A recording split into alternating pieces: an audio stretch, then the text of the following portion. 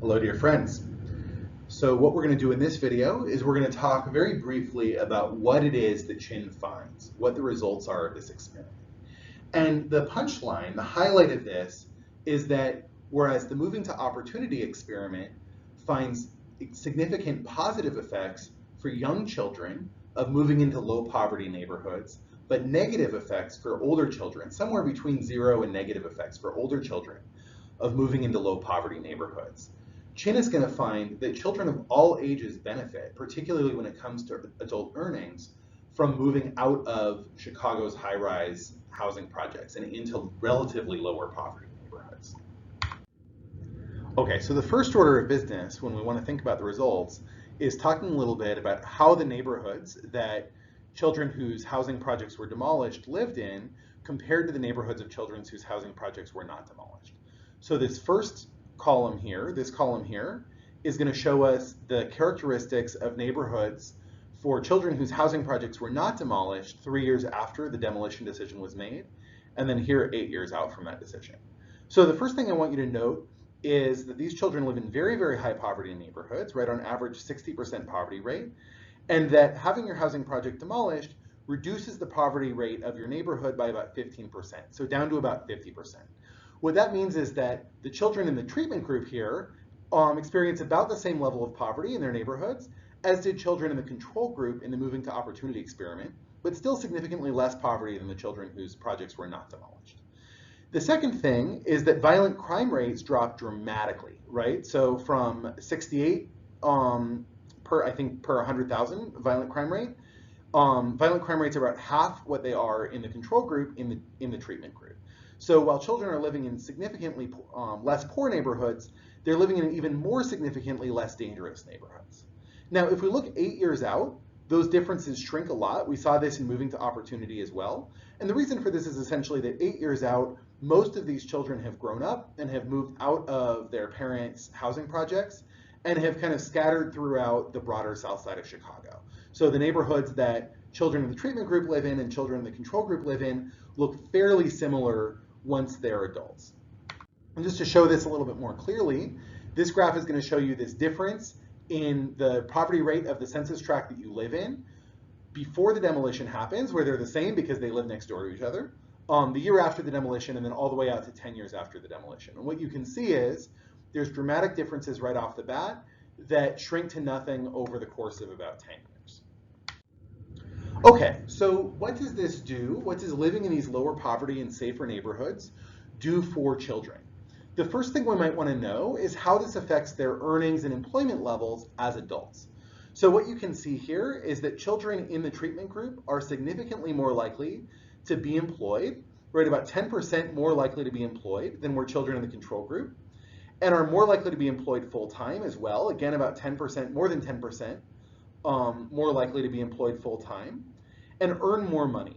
Earn on average $600 a year more, which given a baseline of just $3,000 a year is a lot, right? That's almost a 20% increase in earnings. That is driven primarily, of course, by people who are earning some money. So for people who are earning some money, average earnings are a little less than $9,000 a year, so still very, very low, below the poverty rate for an individual. And they go up by about $600 a year if you're in the treatment group. So these are large and significant improvements in these children's earnings capabilities. Now, just like in the Moving to Opportunity experiment, if we want to compare the estimated size of these differences based on when we're measuring earnings, right? So for younger children, we can only measure earnings when children are still relatively young enough that they might still be in school. We're going to see that the older we measure the earnings, the bigger the effects are, particularly for younger kids. So if anything, we're likely underestimating the lifetime benefits of moving out of high-rise public housing. The next thing we might want to know is, does moving into these notably lower crime neighborhoods reduce the criminal activity of these children, of the treatment group children? So what we're seeing here is essentially the likelihood of being arrested, or the number of arrests over the course of a year for control group and treatment group children as adults. And what we can see is that the violent crime rate drops dramatically, drops by about 14% for the treatment group compared to the control group. As you might expect, violent crime is higher for males than for females and drops more for males than for females, although the proportional change is about the same. Now, it's important to note, and they point out, that if anything, measuring violent arrest rates is likely to underestimate the effect on actual violent crime. And the reason for that is, when you move into a lower crime neighborhood, you're probably more likely to get caught and more likely to get arrested for any given crime. One of the problems that was endemic in these high-rise public housing projects was that when people committed serious crimes, their neighbors would either not call the police out of fear, or even if they did call the police would never show up. So the number of actual violent crimes being committed is probably a lot lower than this 14% drop, which is already very significant. This also might explain why property crime actually goes up a little bit, or property crime arrests go up a little bit for members of the treatment group.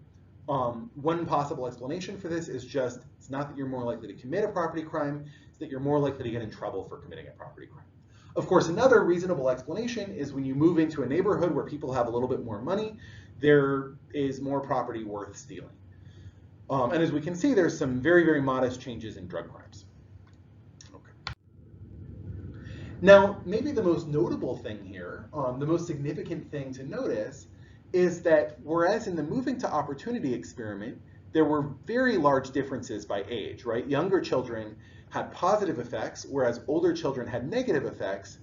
Here, what we're going to see is that younger and older children have about the same effects, right? If we look at this age subgroup here, you can see that younger and older children have about the same change in likelihood of being employed, about the same change in earnings, about the same change in the likelihood of being arrested for a violent crime.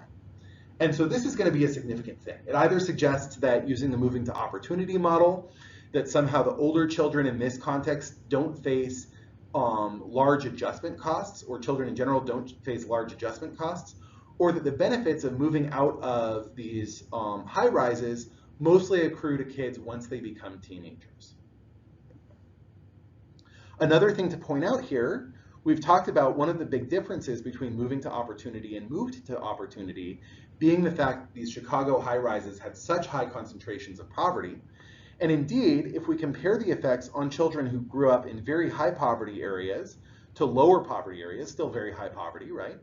We're going to see that at least the employment and earnings effects are significantly larger for children who grew up in higher poverty areas, in higher concentration of poverty housing projects. Although the effect on violent arrests is actually higher for children who grew up in lower poverty housing projects. So a natural question to ask ourselves is, given that we've got these large effects, both on younger children and on older children, from moving out of housing projects, where are those effects coming from? And a natural place to look is to look at education. So one thing that we can say off the bat is when Chan and co-authors in earlier work looked to see whether children whose housing projects were demolished ended up going to higher quality schools, they found that the schools were basically the same between the effective control group and the treatment group in this natural experiment. In other words, when you're moved out of your high-rise public housing and you move to a new neighborhood, that new neighborhood is going to have a high school that has similar graduation rates and similar standardized test scores, as did the high school that you went to when you were in that public housing project. However, despite the fact that school quality doesn't get any better, we do see improvements in education for younger children, although not for older children, in educational outcomes. So what we can see here is that there's a shockingly high dropout rate, right, for the control group. About 63% of the control group does not graduate from high school, but that dropout rate falls by about 5 percentage points in the treatment group. So that means that children in the treatment group are more likely to finish high school than were children in the control group, right, by about 8 or 9%. Likewise, if we look at your likelihood of going to college, right, going to a community college, we see that about 15% of the control group attends a community college. That goes up by about 4 percentage points in the treatment group. So instead of 15%, it's more like 19% attending a community college. So there's two things that this suggests. The first is that without changing the quality of school that kids are going to, the change in neighborhood environment leads kids to do better in school, to stay in school, or at the very least to stay in school longer. And of course, there's several different explanations for this. It could be that it's easier to do better in school when you've got an easier home environment. It could be that the social environment you're in makes you more likely to stay in school. The other thing is that we're likely underestimating the earnings benefits for these younger kids because of the fact that more of them are staying in school and therefore are likely to have more earnings growth later in their life after Chin can watch them. On the other hand, when we look at the older kids, right, the kids who are age 13 to 18, we don't see really any change in their education at all. And that suggests that the improvements in earnings and employment that we see for these older kids are not coming through changes in education. Okay, so I want to leave you with kind of the punchline of these results. The big picture punchline is that there's really large effects on children, both older and younger children, of being moved out of these high-rise public housing projects. There's large benefits for employment, large benefits for earning, large benefits for violent crime, and for younger children, pretty significant benefits for education.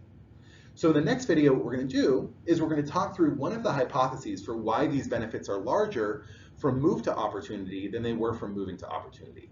That is, why having your housing project demolished might provide bigger benefits for children than simply being given the opportunity to move out of your housing project.